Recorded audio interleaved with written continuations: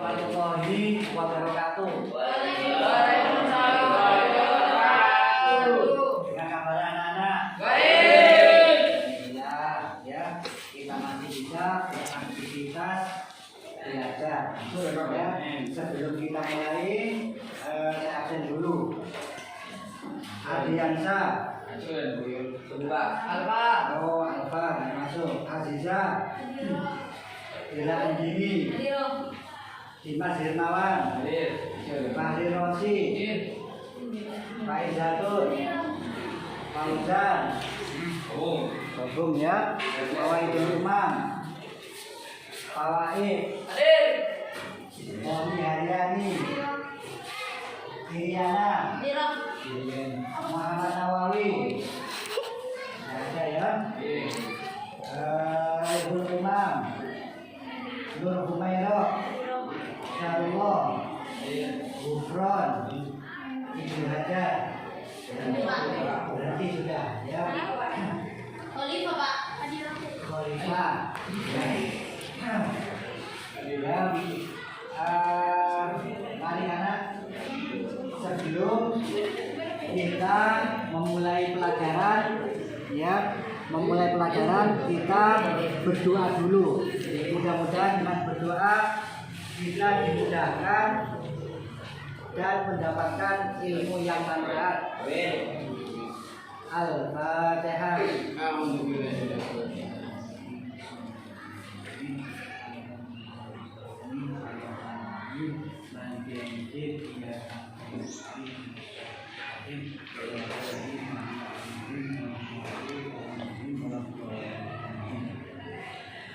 Sekarang materinya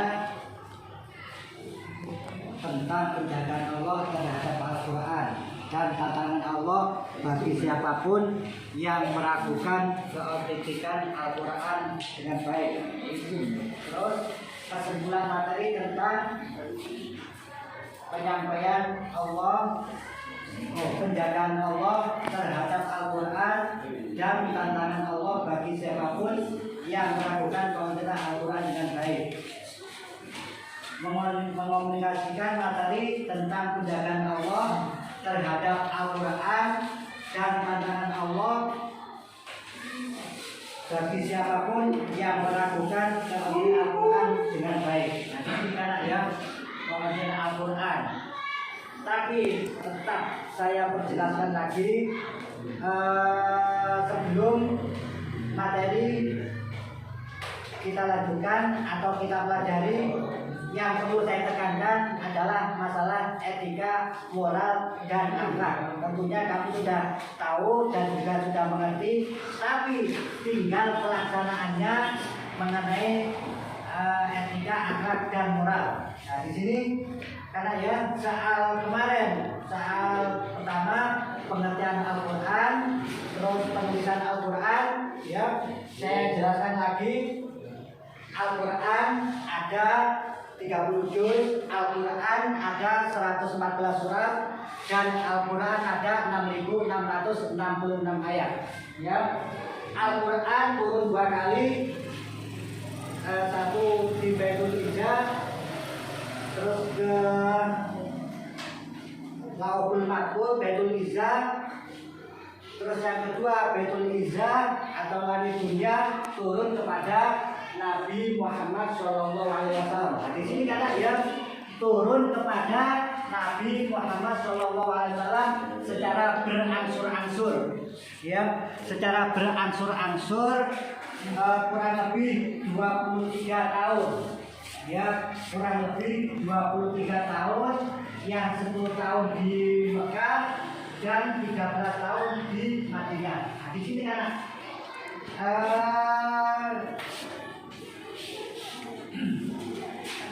penjagaan Allah terhadap Al-Quran, ya, itu Allah sendiri yang menjaga, ya, Allah sendiri yang menjaga Al-Quran.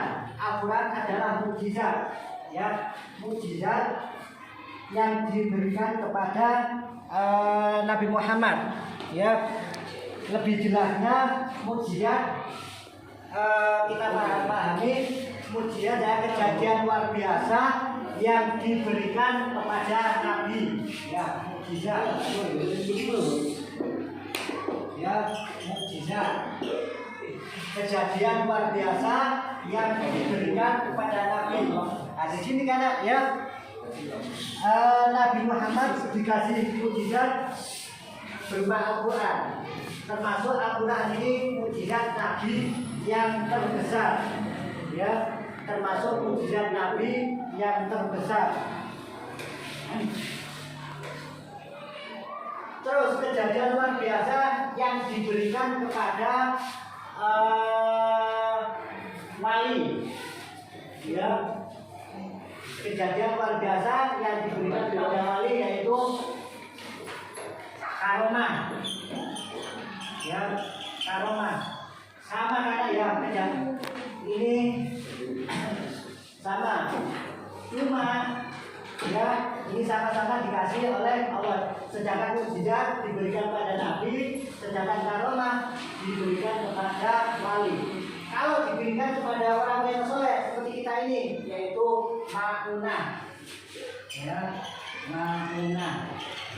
Nah, di sini karena ya sama, ini datangnya dari Allah semuanya, ya. Tapi ini mukjizat Nabi, ya, karomah wali. Ini orang yang soleh. Ini karena di sini. Mungkin dari sini ada yang mau dipertanyakan soal mukjizat karomah dan maunah. Ya. Saya teruskan mukjizat karomah dan maunah. Ya. Macam-macam mukjizat. Nah, di sini kan ya ada macam-macam mukjizat. Macam-macam mukjizat. Ya. Mukjizat ada dua karena dua. Ya. Mukjizat hissi. Iya tadi. Ya, mukjizat hissi. Terus yang kedua mukjizat maknawi. Ya, mukjizat maknawi. Nah, di sini bisa kamu tulis mukjizat isi ialah yang dapat dilihat oleh mata, didengar oleh telinga, dicium oleh hidung atau dirasa. Intinya mukjizat isi ini bisa diraba dengan panca indera, ya, dengan panca indera, panca indera. Sedangkan ini dengan akal maknawi, itu kan ya dengan akal.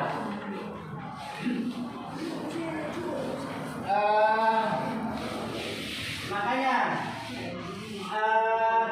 mukjizat di sini dan ini panca indera bisa karena ya diraba, ya, bisa diraba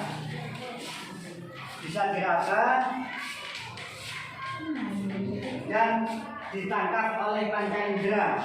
Sedangkan yang kedua mukjizat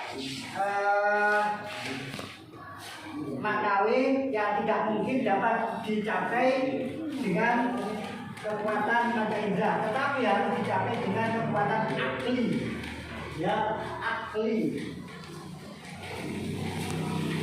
Dengan kekuatan akli atau dengan kecerdasan pikiran. Makanya orang-orang pintar dulu itu karena ya gimana melihat atau menafsiri Al-Quran, ya, menafsiri Al-Quran biar Al-Quran itu bisa dibuat kita pedoman. Kalau kita pelajari Al-Quran, kita akan selamat, ya, kita akan selamat mempelajari dan kita bisa juga dijadikan tuntunan hidup, ya, tuntunan hidup. Saya ulangi lagi karena ya, macam-macam mukjizat ada dua. Satu, mukjizat hissi, bisa ditangkap oleh mata indera. Yang kedua, mukjizat maknawi, tidak bisa dilihat pada tapi dengan akli, dengan akal karena ya, akli, ya, dengan akli.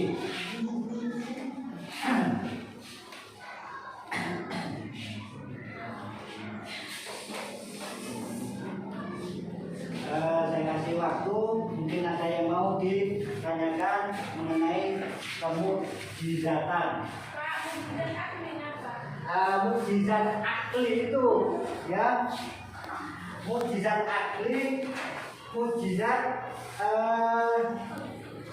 harus dengan pikiran karena dengan pikiran harus dicapai dengan kekuatan pikiran atau kecerdasan pikiran, ya, kayaknya seperti ini, ya. Di dalam surat Al-Maidah, ya ayyuhalladzina amanu idza qumtum ila sholati faghsilu wujuhakum wa aydiyakum ila marafiqi wamsahu bi ru'usikum wa arjulakum ila ka'bain wa in kuntum junuban fatahharu. Di situ kan ya, secara akal wudu itu kan ya, kenapa wudu itu yang batal buritnya, ya, yang batal buritnya, kenapa yang dikasih wudu kok wajahnya? Di situ kan pikiran akal kan ya, akli yang dipakai, ya, akli. Kalau kamu tidak pakai akalnya, loh, masa bisa? Ini tentu, boleh kasih tentu wajahnya saya wudu ya seperti itu.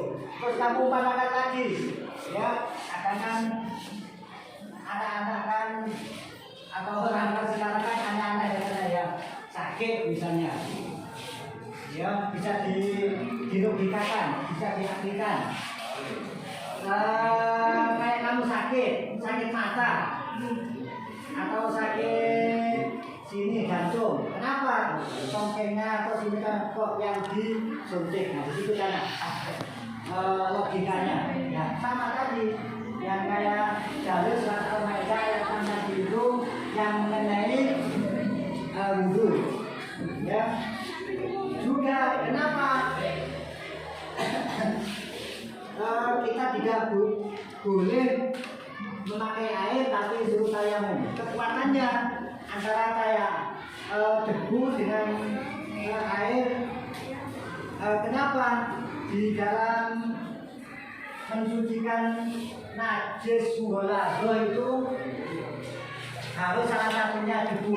Memang karena debu itu sangat luar biasa. Coba kamu ya, antara suklim, ya, suklim kamu rendam seminggu dengan debu kamu rendam seminggu di situ, mana yang lebih parah rusaknya nantinya? Otomatis debu di situ kan ya.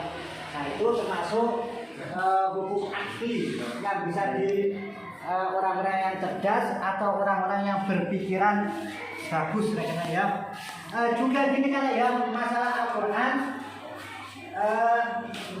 banyak sekali, ya, dari dulu sampai sekarang kepingin merubah Al-Quran itu kan ya, kepingin merubah Al-Quran dari zamannya Nabi, dari zamannya sahabat, ya, kayak dari zamannya sahabat itu Musailamah Al-Kadzdzab, nah itu kan ya, nabi palsu, kayak itu.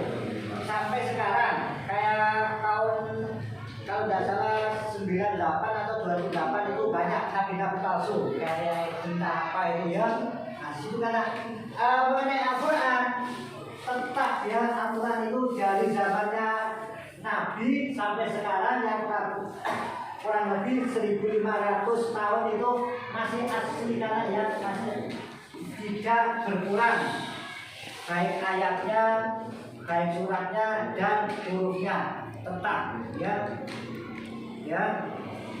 Ada yang mau ditanyakan karena saya cukup ya kesimpulannya, intinya kan ya, intinya kesimpulan mukjizat adalah kejadian luar biasa yang diberikan kepada Nabi. Dari dulu sampai sekarang Al-Quran itu masih asli, baik jusnya, suratnya, ayatnya, dan hurufnya. Ya, saya rasa saya cukupkan. Mudah-mudahan ada manfaatnya. Assalamualaikum warahmatullahi wabarakatuh.